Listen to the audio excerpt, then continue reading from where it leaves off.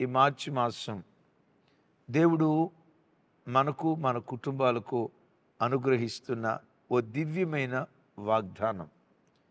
ఈ వాగ్దానాన్ని వాస్తవంగా నేను ఎలా పొందుకున్నానో మీతో ఓ చిన్న మాట. ఫిబ్రవరి మాసం ఆ చివరి వారాల నుంచి ప్రభా నూతన మాసంలోకి రాబోతున్నాం. ఏ వాగ్దానం ద్వారా మాతో మీరు మాట్లాడాలని ఆశపడుతూ ఉన్నారు. ఎంతోమంది తల్లిదండ్రులు మార్చి నెలలో పిల్లల ఎగ్జామ్స్ కొరకు చాలా హైరాణ పడుతూ ఉంటారు. నేను కొన్నిసార్లు అనుకుంటా, ఎగ్జామ్స్ పిల్లలకి అనే కంటే కూడా తల్లిదండ్రులకే పెద్ద పరీక్ష. పిల్లలు ఎగ్జామ్ హాల్లో చక్కగా ఫ్యాన్ కింద ఏదో టెన్షన్ పడుతూ వాళ్ళు రాస్తూ ఉంటారు. వాళ్ళు పడే టెన్షన్ కంటే ఆ చెట్టు కింద, స్కూల్ బయట, కాలేజీ బయట, ఆవరణంలో మీరు పడే టెన్షన్ ఇంత అంత కాదు కదా.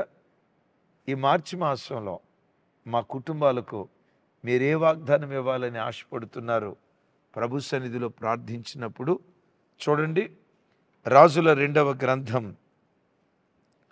18వ అధ్యాయం 7వ వచనం. కావున యెహోవా అతనికి తోడుగా ఉండెను, తాను వెళ్ళిన చోటెల్లా అతడు జయము పొందెను, అష్షూరు రాజునకు సేవ చేయకుండా అతని మీద తిరగబడెను. యేసయ్యకు మహిమ కలుగును గాక. ఈ వాగ్దానం ఈ మార్చి మాసంలో మీ కుటుంబాల్లో దేవుడు నెరవేర్చును గాక. ఎగ్జామ్స్ రాస్తున్న మన పిల్లల జీవితాల్లో ఈ వాగ్దానాన్ని దేవుడు నెరవేర్చును గాక. హిజ్కియా రాజును గూర్చి వ్రాయబడిన చక్కటి వాగ్దానం. కావున యెహోవా అతనికి తోడుగా ఉండెను. తమ్ముడా, చెల్లి, ఏ దేశంలో ఉండి ఈ వాక్యం వింటున్నావో, ఏ పట్టణంలో ఉండి ఉదయకాలపు వర్తమానాన్ని ఆశతో ఆలకిస్తున్నావో, ఆ కాలములో హిజ్కియాకి తోడుగా ఉన్న ఈ దేవుడే ఈ కాలములో నీకు, నీ పిల్లలకు, నీ వ్యాపారానికి, నీ కలిగిన ప్రతి దానికి, మీరు చేస్తున్న సేవకు ఈ దేవుడు తోడయుండునుగాక. చెప్దాం ఆమేన్ అని. ఆమేన్. దేవుడని యెహోవా అతనికి తోడుగా ఉండటాన్ని బట్టి అద్భుతం. వెళ్ళిన చోటెల్లా జయమును పొందుచుండెను అని రాసి ఉంటుంది. వెళ్ళిన చోటెల్లా కొన్ని చోట్లైనా? లేఖనాల్లో రాయబడిన మాట, వెళ్ళిన చోటెల్లా జయమును పొందుచుండెను.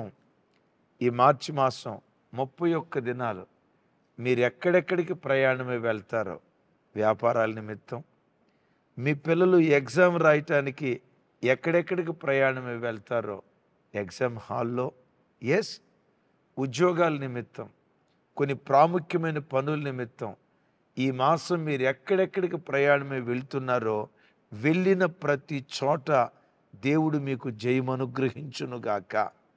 అపోస్తులైన పౌలు వారు అంటారు కదా, ఎటు పోయిన ప్రతి స్థలములో విజయోత్సవంతో ఊరేగించుచున్న దేవునికి స్తోత్రం కలుగునుగాక అని మాట్లాడతాడు. నిజమే. ఈ మాసం ఆ దేవుడు మనకు తోడుగా ఉంటాడు. ఆయన తోడుగా ఉన్నాడు గనుక వెళ్ళిన చోటల్లా నువ్వు జయాన్ని పొందబోతూ ఉన్నావు. దేవుడి మాట మీ జీవితంలో స్థిరపరచునుగాక. నిజమే, దేవుడు మనకు తోడుగా ఉంటే ఎందుకు? మనం ఆరాధించే దేవుడు ఓడిపోయే దేవుడు కాదు. ఆయన్ని ఎవరు గెలవలేరు, ఆయన్ని ఎవరు ఓడించలేరు. ఆయనను ఓడించగలిగే శక్తి ప్రపంచంలో ఎవరికీ లేదు. నీ దేవునికి పెట్టబడిన పేరు జయశాలి. ఆమేన్. నీ దేవునికి పెట్టబడిన పేరు జయశాలి. నీ దేవునికి పెట్టబడిన పేరు జయశాలి, మకుటము లేని మహారాజు. ఆమేన్. నీ రాజు ఓటమి ఎరుగనివాడు. నీ రాజును ప్రపంచంలో ఎవ్వడు ఓడించలేడు. అపజయం ఎరుగని శూరుడు, శౌర్యము కలిగిన రాజు. మీరు ఒక సామెత ఎరుగుదురు కదా, యథారాజా యథారాజా తథా ప్రజ అని అంటారు కదా. రాజు ఎట్టివాడో ఆ రాజును వెంబడిస్తున్న ప్రజలు అట్టివారే. రాత్రి మాసాంతర కోటలో కూడా ఈ కొటేషన్ విన్నాం కదా. రాజు ఎట్టివాడో ఆ రాజును వెంబడించే ప్రజలు అట్టివారే. నీవు వెంబడించే రారాజైన యేసయ్య, నీవు వెంబడించే రారాజైన యేసయ్య ఓటమి ఎరుగనివాడు, జయశాలి. ఆయన జయిస్తూ వెళ్ళాడు గనుక నీవు జయిస్తావు, నీవు గెలుస్తావు.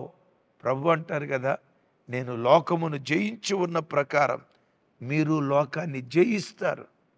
ఒకవేళ జనవరి ఫిబ్రవరి మాసంలో ఓడిపోయేవేమో, అపజయాన్ని పొందుకున్నావేమో, ఆర్థికంగా ఓడిపోయి, ఆత్మీయ జీవితంలో ఓడిపోయి, ఆరోగ్య విషయంలో ఓడిపోయి, చదువులో ఓడిపోయి, ఉద్యోగంలో ఓడిపోయి గడిచిన 2 మాసాలు ఓటమిని నువ్వు అనుభవించేవేమో. కానీ దేవుని ప్రతినిధిగా నా చెయ్యెత్తి మిమ్మల్ని దీవిస్తున్నాను.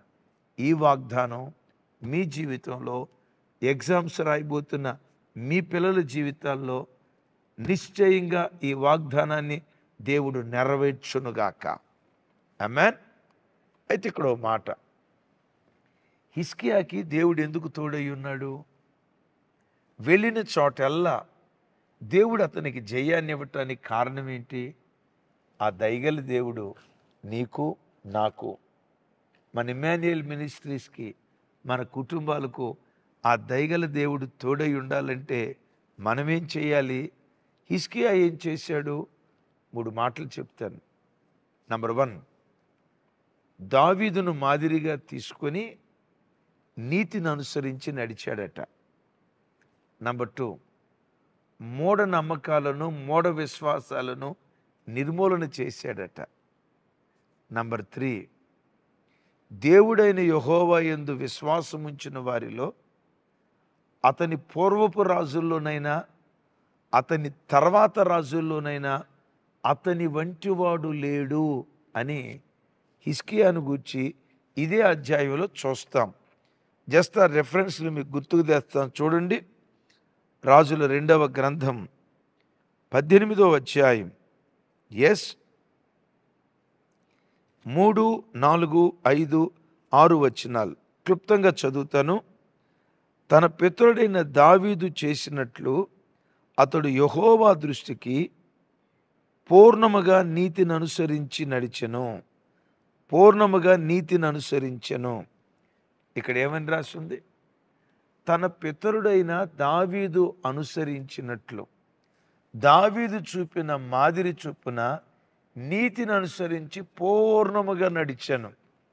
మీరు ఎరుగుదురు కదా, హిజ్కియా యొక్క తండ్రి పేరు ఆహాజు. తన తండ్రిని మాదిరిగా తీసుకోలేదట. ఎవరిని మాదిరిగా తీసుకున్నాడు? దావీదును మాదిరిగా తీసుకున్నాడు. తన తండ్రిని ఎందుకు మాదిరిగా తీసుకోలేదో తెలుసా? తన తండ్రిని గూర్చి రాయబడినటువంటి మాట దినవృత్తాంతాల 2వ గ్రంథం, ఒకసారి ఆ మాట చూడండి. దినవృత్తాంతాల 2వ గ్రంథం 28వ అధ్యాయం 19వ వచనం. ఆహాజు యోధా దేశమును దిగంబరిగా చేసి యెహోవాకు ద్రోహము చేసి ఉండెను. గనుక యెహోవా ఇజ్రాయేలు రాజైన ఆహాజు చేసిన దానిని బట్టి యోధావారిని హీనపరిచెను. విన్నారు ఈ మాట? ఆహాజు యోధా దేశమును దిగంబరిగా చేశాను. ఆహాజు ఎవరు? హిజ్కియా తండ్రి. అతని తండ్రి ఏం చేశాడు? దేశాన్ని దిగంబరి చేశాడు.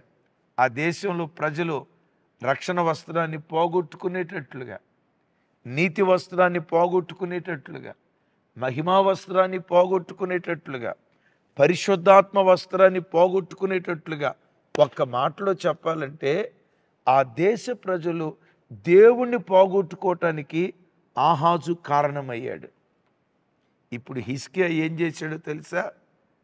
తన తండ్రి నడిచిన చెడు మార్గంలో తను నడవకుండా యోధా దేశాన్ని, ఇజ్రాయేలు దేశాన్ని ఆభరణ భూషితురాలిగా చేసిన ఒక రాజు ఉన్నాడు. ఆ రాజే దావీదు. తన తండ్రిని మాదిరిగా పెట్టుకోకుండా దావీదును మాదిరిగా పెట్టుకొని తన తండ్రి దేశాన్ని దిగంబరి చేస్తే హిజ్కియా దావీదులాగా దేశాన్ని ఆభరణ భూషితురాలిగా మార్చేశాడు. తమ్ముడు, చెల్లి, నీ తండ్రిలో భక్తి లేదా? కలవరపడకు. నీ తండ్రి ఆహాజేమో, నువ్వు హిజ్కియావి కావాలి. ఆమేన్.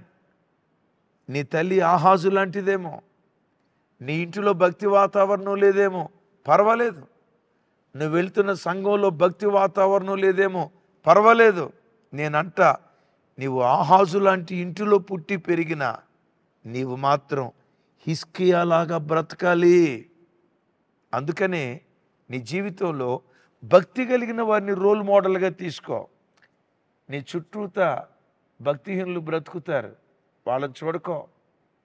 చిచ్చోరగా బ్రతికే వాళ్ళు ఉంటారు, వాళ్ళని చూడుకో. పోకిరిగా జీవించే వాళ్ళు ఉంటారు, ఇటు మందిరానికి వస్తారు, అటు పోకిరి చేష్టలు చేస్తారు. తమ్ముడా, వాళ్ళని చూడుకో. నీ జీవితంలో ఉన్నతమైన భక్తి జీవితం చేసిన ఆ భక్తి పొంగవులను మాదిరిగా పెట్టుకో. హిజ్కియా దావీదును మాదిరిగా పెట్టుకొని పూర్ణ హృదయంతో నీతిని అనుసరించి జరిగించాడట. కావున యెహోవా అతనికి తోడయుండెను గనుక వెళ్ళిన చోటెల్లా జయాన్ని పొందాడు. హిజ్కియా దేవుడే నీ దేవుడు, నీకు ఆ దేవుడు తోడుగా ఉండునుగాక. నంబర్ 1, దావీదును మాదిరిగా తీసుకున్నాడు, దేశాన్ని ఆభరణ భూషితురాలిగా మార్చుకున్నాడు. ఈ వాక్యం వింటున్న నీ బ్రతుకులో కూడా నీ తల్లిదండ్రుల భక్తిహీనతను బట్టి నీ ఇల్లు దిగంబరైపోయిందేమో. యేసు నామం పేరిట వాక్యం వింటున్న నీవు నీ ఇంటిని ఆభరణ భూషితురాలిగా నీ ఇంటిని మార్చుకుందువుగాక. రెండవది, హిజ్కియా మోషే చేసిన ఇత్తడి సర్పాన్ని తుత్తునీయులుగా విరగొట్టేశాడట. ఏంటి మోషే చేసిన ఇత్తడి సర్పం? ఇజ్రాయేలీలు అరణ్య ప్రయాణంలో ఉన్నప్పుడు తాపకరమైన సర్పపు కాటు గురైనప్పుడు దేవుడు మోషేతో చెప్తాడు, ఇత్తడి సర్పాన్ని చేయి. ఆ సర్పం వైపు ఎవడైతే నిదానించి చూస్తాడో, నిదానించి చూసిన ప్రతివాడు బాగుపడతాడు. ప్రజలు నిదానించి చూశారు, బాగుపడ్డారు. ఇక్కడ మోషే కానీ ఇశ్రాయేలీలు కానీ చేసిన తప్పటడిగి ఏంటో తెలుసా? ఆ ఇత్తడి సర్పాన్ని భద్రంగా ఇజ్రాయేలు దేశానికి తీసుకొచ్చారు. 400 సంవత్సరాలు న్యాయాధిపతుల కాలంలో అక్కడే ఉంది. విచిత్రం చూడండి, సౌలు కాలం మొదలుకొని ఆహాజు వరకు దేవుని మందిరంలో ఇత్తడి సర్పం ఉంది. ఎందుకు ఇత్తడి సర్పం ఉంది? అసలు దేవుడు ఏమన్నారు? ఎందుకు ఆ ఇత్తడి సర్పం ఉంది? దేవుని మందిరంలో ఎందుకు ఉంది? అటు మోషేకి కానీ ఇశ్రాయేలు ప్రజలకు కానీ ఈ ఇత్తడి సర్పాన్ని చూసినప్పుడు బ్రతికారంటే మొత్తానికి ఇత్తడి సర్పంలో ఏదో ఒక మహిముండి ఉంటుంది. అమ్మో, దీన్ని ఏం చేయకూడదని ఆ ఇత్తడి సర్పాన్ని అట్లాగే ఉంచారు. మిమ్మల్ని ఒక మాట అడుగుతా, బ్రతికించే శక్తి ఇత్తడి సర్పంలో ఉండటాన్ని బట్టి బ్రతికారా, దేవుని మాటకు లోబడటాన్ని బట్టి బ్రతికారా? చెప్పండి. మరలా అడిగేదా? ఇశ్రాయేలును బాగు చేసే శక్తి ఇత్తడి సర్పంలో ఉండటాన్ని బట్టి బాగుపడ్డారా, నిదానించి చూసిన వాడు బ్రతుకుతాడు అని దేవుడు చెప్పిన మాటకు విధేయత చూపి చూడటాన్ని బట్టి బ్రతికారా? కదా. రెండవదే, దేవుని మాటకు విధేయత చూపటాన్ని బట్టి బ్రతికారు. ఎందుకు ఈ ఇత్తడి సర్పాన్ని వీళ్ళు ముట్టుకోలేదంటే ఇత్తడి సర్పంలో ఏదో ఉందని. బిడ్డలారా, మూఢనమ్మకం. క్రైస్తవ జనమా, నీ జీవితంలో మూఢనమ్మకాలు ఏవి నిన్ను ఏలుబడి చేయకుండునుగాక. ఓ తమ్ముడు ఉంగరాన్ని భలే జాగ్రత్తగా కాపాడుకుంటాడు. ఏం తమ్ముడా ఈ ఉంగరం అన్నాను. నా అదృష్ట రేఖ అన్నా అన్నాడు. ఏ రేఖ? నా అదృష్ట రేఖ అన్నా, ఈ ఉంగరం పెట్టుకుంటే కలిసి వస్తుందంట అన్నా అన్నాడు. మరి కలిసి వచ్చిందా అన్న? కొంచెం పోయిందన్నా అన్నాడు. ఇక మిగతాది కూడా పోకుండా చూసుకొని ఆయన, ఉంగరం కాదు నీ అదృష్ట రేఖ. కొంతమందికి కొన్ని సెంటిమెంట్లు ఉంటాయి, కొన్ని మూఢనమ్మకాలు ఉంటాయి. ఒకరోజు ఒక బిడ్డ వచ్చి చెప్తుంది, అన్నయ్య మా ఇంటి ఎదురుగా మనీ ప్లాంట్ బాగా పెరిగేటట్టు గట్టిగా ప్రార్థన చేయండి అన్నా అంది. అమ్మ ఏం పెరగాలమ్మా అన్నాను. మా వాకిటి ఎదురుగా మనీ ప్లాంట్ పెట్టుకున్నామన్నా, ఆ మనీ ప్లాంట్ బాగా పెరిగేటట్టుగా ప్రార్థన చేయండి అన్నాను. ఇంకేం ప్రార్థన విషయం లేదా, ఎందుకు అట్లా అడుగుతున్నావు అమ్మా అన్నాను. ఆ బిడ్డ నవ్వుతో ఏముంటుందో తెలుసా, అన్నయ్య మనీ ప్లాంట్ బాగా పెరిగితే డబ్బులు కూడా బాగా పెరుగుతాయంట కదన్నా, అందుకని మనీ ప్లాంట్ పెరిగేటట్టు మూఢనమ్మకాలు. విన్నారా? ఇంట్లో కుడికాలు పెట్టడం మూఢనమ్మకం. మెడలో అదేదో కట్టుకుంటే భర్త సజీవంగా కాపాడబడతాడు, మూఢనమ్మకం. కాళ్ళకు అవి పెట్టుకుంటే మూఢనమ్మకం. క్రైస్తవులు ఎప్పుడూ మూఢనమ్మకాల మీద ఆధారపడకూడదు. నీ నమ్మకం ఏదైనా ఉన్నదా అంటే అది దేవుడు మాత్రమే అయి ఉండాలి. విశ్వాసానికి కర్త, దాన్ని కొనసాగించే యేసు మీదే నువ్వు విశ్వాసం ఉంచితే ఎట్టు పోయినా విజయోత్సవంతో దేవుడు నిన్ను ఊరేగించునుగాక. హిజ్కియా రాజును గూర్చి ఆ రాయబడిన చక్కటి మాట 5వ వచనంలో అంటాడు, అతడు ఇజ్రాయేలీయుల దేవుడైన యెహోవా యందు విశ్వాసం ఉంచినవాడు. ఎస్, అతని తర్వాత వచ్చిన యోధా రాజులలోను అతని పూర్వీకులైన రాజులలోను అతనితో సమమైన వాడు ఒకడునూ లేడు. What a powerful statement! ఎంత అద్భుతమైన స్టేట్మెంటో చూడండి. యెహోవా యందు అతడు విశ్వాసం ఉంచాడు. అతని విశ్వాసపు స్థాయి అలాంటిదంటే అతని పూర్వపు రాజుల్లోనైనా అతని తర్వాత రాజుల్లోనైనా అతని వంటి విశ్వాస వీరుడు లేడు. దావీదు విశ్వాస వీరుడు కాదా? అయ్యుండొచ్చు, దావీదుకు మించి. విన్నారా? దావీదుకు మించి అతని వంటి విశ్వాస వీరుడు, అతనికి సమమైన వాడు ఒక్కడునూ లేడు. ఎంత విశ్వాస వీరుడో చెప్పమంటారా? ఆ కాలంలో అషూరు రాజులు సమస్త దేశాలను జయిస్తూ ఉన్నారు. జయించలేని ఒకే ఒక్క రాజ్యం యోధా రాజ్యం. ఎందుకో చెప్పమంటారా? అందరూ అషూరు రాజు దగ్గర సాగిలు పడితే హిజ్కియా రాజు సాగిలు పడలేదు. ఎందుకో చెప్పమంటారా?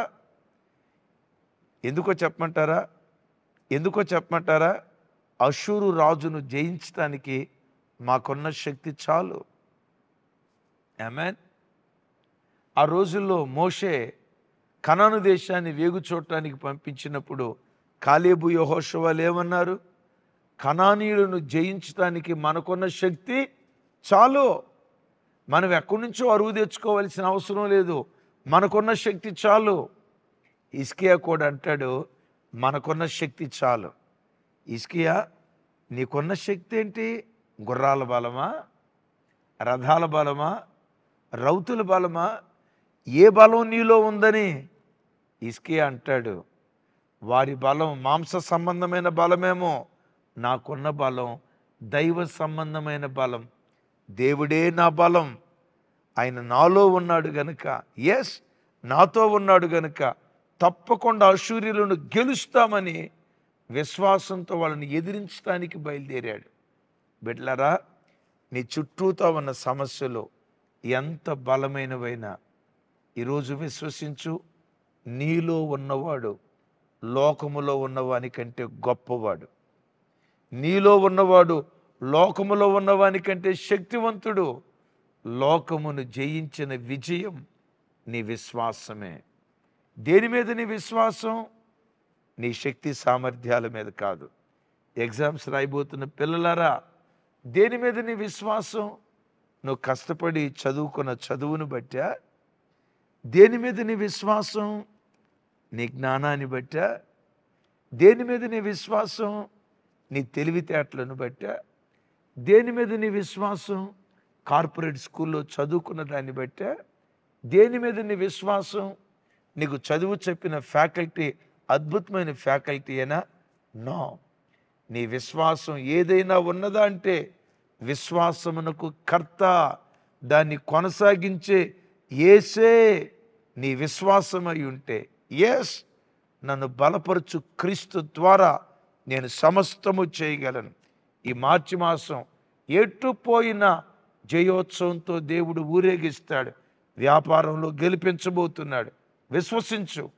ఉద్యోగంలో గెలిపించబోతున్నాడు, విశ్వసించు. ఆర్థిక విషయాల్లో గెలిపించబోతున్నాడు, విశ్వసించు. ఆధ్యాత్మిక పోరాటంలో, సాతానుకు నీకు కలిగే ఈ పోరాటంలో దేవుడు నిన్ను గెలిపించబోతున్నాడు, విశ్వసించు. ఈ మాసం చేతులతో ఏ దైవిక కార్యం తలపెట్టినా నువ్వు గెలవబోతున్నావు, విశ్వసించు. విశ్వసించగలిగితే లోకమును జయించిన విజయం నీ విశ్వాసమే. నా చేతులెత్తి మిమ్మల్ని దీవిస్తున్నాను. హిజ్కియాకు తోడై ఎటు పోయినా ఆయనకి విజయాన్ని ఇచ్చిన వాడు. ఈ మార్చి మాసం 31 దినాలు ఏ పని నిమిత్తం మీరు బయలుదేరి వెళ్తున్నా, వాక్యానుసారంగా ఏ పని తలపెట్టినా, హిజ్కియాని విజయోత్సవంతో ఊరేగించిన దేవుడు, పౌలు మహాశయుణ్ణి విజయోత్సవంతో ఊరేగించిన దేవుడు మిమ్మును మీ కుటుంబాలను ఈ మాసమంతా విజయోత్సవంతో దేవుడు ఊరేగించునుగాక. ఆమేన్. విజయోత్సవంతో ఊరేగించేటట్లుగా మీ కొరకు చిన్న ప్రార్థన చేస్తాను. ఎగ్జామ్స్ రాయబోతున్న పిల్లల కొరకు ప్రత్యేకంగా ప్రార్థన చేస్తాను. ప్రార్థనలు ఏకీభవించండి. సర్వశక్తి గల తండ్రి, మీకు వందనాలు, కృతజ్ఞతలు. గడిచిన 2 మాసాలు సజీవులుగా కాపాడి ఈ మార్చి మాసంలో అడుగుపెట్టే కృప మాకు ఇచ్చినందుకు స్తోత్రమయ్యా. హిజ్కియాకు తోడై ఎటు పోయినా జయమిస్తూ వచ్చారు. ఈ ప్రార్థనలో ఏకీభవిస్తున్న ప్రతి బిడ్డ కొరకు స్తోత్రాలు. ఈ 31 దినాలు వాక్యానుసారంగా ఏ పని తలపెట్టినా ఈ బిడ్డలు జయాన్ని పొందుదురుగాక. ఈ బిడ్డలకు మీరు తోడుగా ఉందురుగాక. ఎగ్జామ్స్ రాయబోతున్న పిల్లల కొరకు ప్రార్థిస్తున్నాం. ఇంటర్మీడియట్ ఎగ్జామ్స్ రాయబోతున్న పిల్లల కొరకు, 10th క్లాస్ ఎగ్జామ్స్ రాయబోతున్న పిల్లల కొరకు, degree, engineering, MBBS, polytechnic exams రాయబోతున్న పిల్లల కొరకు, కాంపిటేటివ్ ఎగ్జామ్స్ రాయబోతున్న పిల్లల కొరకు ప్రార్థిస్తున్నాం. బిడ్డలు వారు రాయబోయే ప్రతి ఎగ్జామ్లో అఖండమైన విజయాన్ని పొందుకుందురుగాక. విజయోత్సవంతో పిల్లలను ఊరేగించుదురుగాక. యథా రాజా తదా ప్రజ, పదే పదే మాతో మాట్లాడుతూ వచ్చారు కదా. మా రాజైన మీరు ఓటమి ఎరుగని వారయ్యా. అపజయం మీ డిక్షనరీలో లేదు. మకుటము లేని మహారాజు అని, జయశాలని నీ పేరు. నిన్ను వెంబడిస్తున్న ప్రజలం యేసు నామం పేరిట ఈ ప్రార్థనలో ఏకీభవిస్తున్న ప్రతి బిడ్డను జయశాలిగా మీరు నిలుపుదురుగాక. యథా రాజా తదా ప్రజ, మీరు గెలిచేవారు. నీ పిల్లలైన మమ్మలను మీరు గెలిపిస్తున్నందుకు స్తోత్రాలు. వారు రాస్తున్న ఎగ్జామ్స్లో స్కూల్ టాపర్స్ కావాలి. స్కూల్ కాదయ్యా, స్టేట్ టాపర్స్ కావాలి, కంట్రీ టాపర్స్ కావాలి. నీ పేరు పెట్టబడిన పిల్లలు ఏ రంగంలో ఉన్నా తలగా నీ పిల్లలు నుంచుదురుగాక. ఇదిగో ఈ వాగ్దానం మీద చేయబెట్టి ప్రార్థన చేస్తున్నాను. కావున యెహోవా తనకి తోడుగా ఉండెను, వెళ్ళిన చోటల్లా జయమును పొందెను.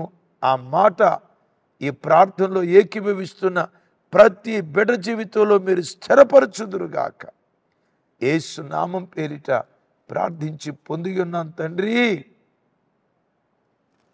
తండ్రి అయిన దేవుని ప్రేమ, కుమారుడైన యేసుక్రీస్తు వారి దివ్య కృప, పరిశుద్ధాత్మ దేవుని అన్యోన్య సహవాసం మనకు సకల పరిశుద్ధులకు సదా తోడయుండి నడిపించునుగాక. Amen, amen, amen. Thank you.